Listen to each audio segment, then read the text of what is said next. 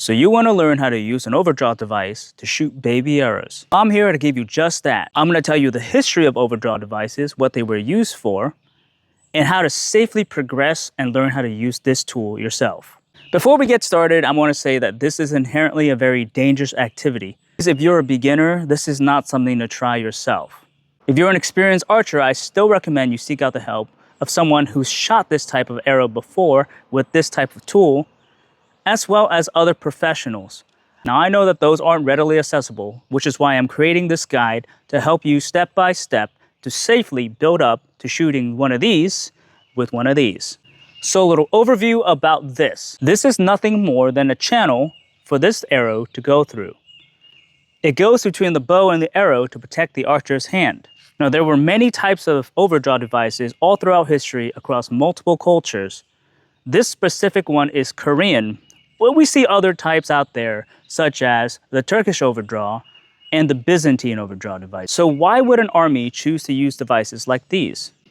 First and foremost, you can shoot a projectile that without one of these, the enemies couldn't pick up and shoot back at you. Secondly, because it's about half the size of a full-size arrow and the weight, you get more velocity, which equals more speed and potentially more penetration. Now, there's a lot that goes into that calculation, but I'm Jungle Asian, not Math Asian. And finally, if you find broken arrows or other types of missile weapons, you can send them back with one of these. That's it for the overview. We're gonna get right into it. To get started, I highly recommend you use a light poundage bow.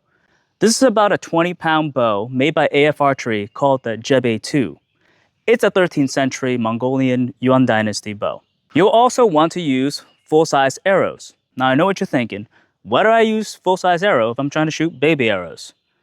For two reasons. One, there is zero risk in you using a full-size arrow to learn the technique to shoot with the overdraw device. And two, it allows you to visually see when you're messing up instead of feeling it. There is one major difference between using an overdraw device versus shooting a regular arrow.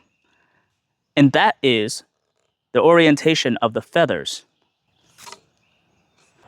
In regular shooting, the odd-colored feather faces away from the bow. In shooting with an overdraw device, the odd-colored feather actually goes into the bow.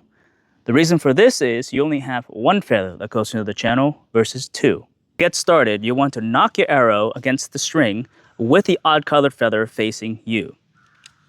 Now, holding the arrow with your index and middle finger, you want to start getting your device and putting it between the arrow and the bow.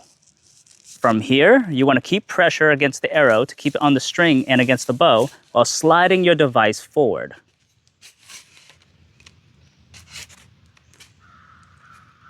Once your device goes all the way in, you'll see I've made this loop. This loop is made to retain the device and control it as you're shooting. Now, this loop really depends on you and your hand size, so make sure you fit it before you try shooting. What I like to do is stick my index finger and my middle finger through the loop, then wrapping everything around my ring finger. This gives me the most control over the whole setup. Now, if you've done thumb draw before, you'll understand what I mean by hand torque. To keep this arrow within this channel, you want to turn your knuckles up towards the sky. This pressure of your index finger pushes against the arrow nock and shaft, which keeps it within the guide and against the bow.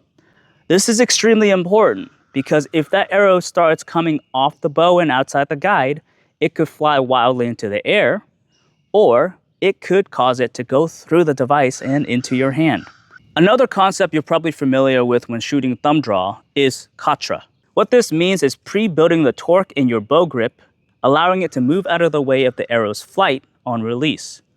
The reason for this is it just reduces the risk of the arrow going into your hand. Now that we have everything set up with our full-size arrow and our device with a light bow, the shot process is the same as regular thumb draw.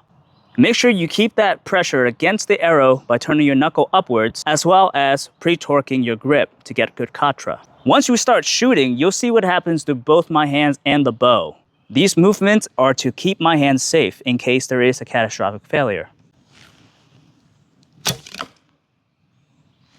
Notice how I pull the device through and push my bow away.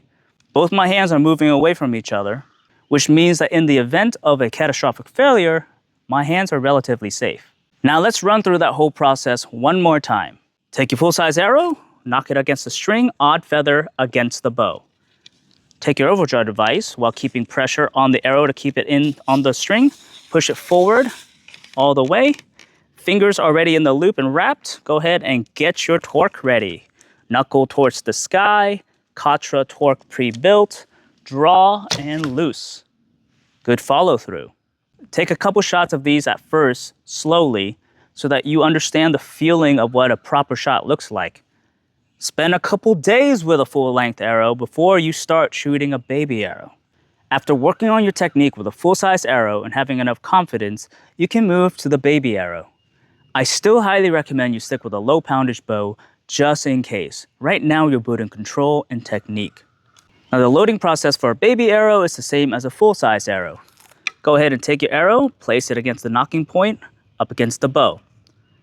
Try to keep pressure with your middle finger so that the arrow can stay on the string and the knocking point, as well as stay near the bow. Take your overdraw device and slide it between the arrow and the bow. From here, you have your loop. Stick your 2 fingers through and wrap it around the third. Get your thumb draw ready, and now pressure. Now we're ready to take our first shot with a baby arrow. This is arguably the most nerve-wracking moment. Once you get through this, it's all easy sailing from here, but we're not home free yet. Make sure you are turning your knuckle up towards the sky. Before I start shooting, I visually check the arrow to make sure it's not coming out of the guide. Check one more time for the knock to be against the knocking point and the string, and pre-torque your Katra now. From here, I'm gonna draw my bow and shoot. Congratulations, you just shot your first baby arrow. Now for whatever reason you get to this point and you don't want to shoot anymore because your nerves are shot, perfectly fine. Please take a break. Safety comes first and you need to be fresh and mentally ready to do this. You'll want to spend a couple days shooting the baby arrow with a light poundage bow, but once you are ready, it's time to move to a regular weight bow. Seeing how this is a Tong'a, a Korean overdraw device, I thought it'd be good to shoot it with a Korean traditional bow. This is a 55-pound at 31-inch Kaya. This is actually my first traditional Asiatic bow. It's a little over a decade old, so it may or may not be 55 pounds, but I trust this bow the most out of my whole arsenal. So let's give it a shot and see how that looks. By this point, you should be fairly confident in the process of how to load and shoot this thing. But because we're moving on up to a higher weight, again, your nerves might get really jittery. Please, at any point, if you feel nervous, stop. Take a break. Think about whether you want to do it. And if you do, continue on, but safely. We want to load the arrow onto the bow just like we did before. Keep hold of it. Slide the overdraw device through. Stick our finger through the loop. And now let's prep. This is a full weight bow, so fair warning, it's gonna fly out pretty quick. There you go, you finally did it. You shot a baby arrow with an overdraw device and a full weight bow. Congratulations, you made it through the tutorial. And before I show you one last cool trick that I've got, if this video was helpful to you, tell me down below in the comments. Give me a like and a subscribe. I'm gonna try to do more of these tutorial videos for different Asiatic archery stuff, so stay tuned for that.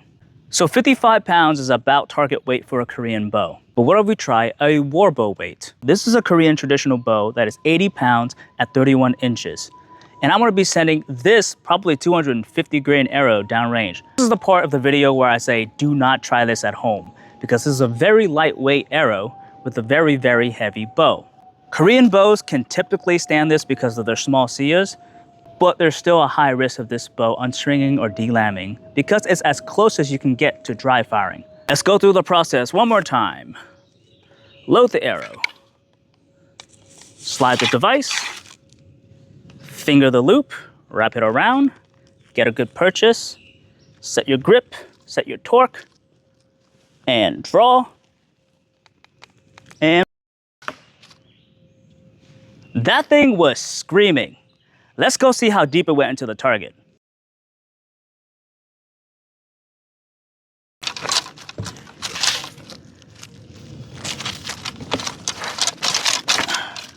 Dang. So it went almost to the feathers.